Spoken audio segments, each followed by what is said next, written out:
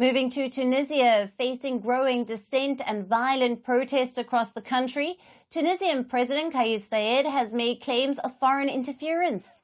The Tunisian leader has been facing severe international backlash over a wave of arrests targeting journalists, lawyers and activists.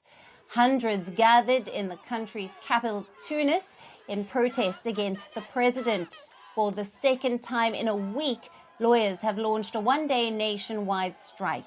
The protests are against recent arrests and alleged abuse of two lawyers, Mahdi Zagrouba and Sonia Dahmani. Now, on the 13th of May, Zagrouba was arrested after police stormed the Bar Association's headquarters. A second such arrest within the week.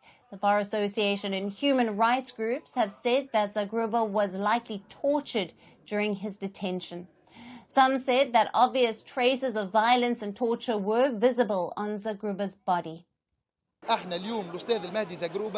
Today, we are supporting Professor Mahdi Zagrouba, who was tortured in El Awina Police Detention Center and at his detention center in Buchucha.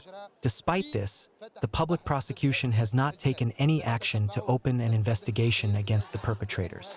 We will track them down and file the necessary complaints because this is our right, the right of Mahdi Zagrouba, the right of Tunisian lawyers, and the right of Tunisian men and women. The Tunisian government has rubbished these allegations. In fact, President Saied defended the arrests, saying that they were well within Tunisia's law. Reports say many of these arrests came under Decree 54, which was ratified by Saied in 2022. While the government says the law is meant to fight fake news, critics say it is used to crack down on dissent. Today, we have had enough of the intimidation and judicial repercussions. The number of files opened and published for the sake of a statement, a word, or an opinion is unacceptable in our country, which we dreamed would be a country of freedom and democracy. The United Nations has denounced the arrest and intimidation of lawyers, saying that the government's action undermines the rule of law in the North African nation. The European Union also asked for clarifications from the government.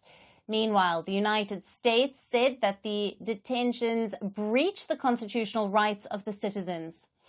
Tunisian President Karis Saied rejected the West's criticism. He called these comments an interference by Western nations.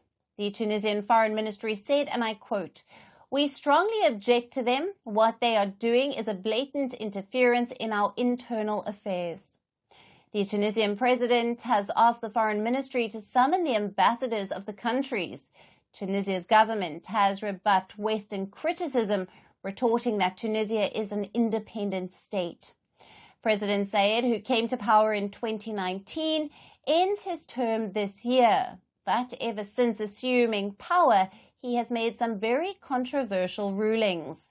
This includes shutting down the parliament in 2021, and now, as Tunisia spirals into political crisis, citizens are demanding a new date for the country's presidential elections, fearing the return of an authoritarian rule. Firstpost reports from the world's second largest continent. Hello, I'm Alison LaGrange. A very warm welcome from Durban, South Africa. We get you the news and the newsmakers from Africa. South Africa goes to the polls on the 29th of May. I will track the election and bring you ground reports. Is it the end of the road for the African National Congress? And will former President Jacob Zuma stage a dramatic comeback? From elections to climate change, to innovations and opportunities. As the world's attention shifts, we report from Africa, the heart of the global South. Join me every weekday live on Firstpost.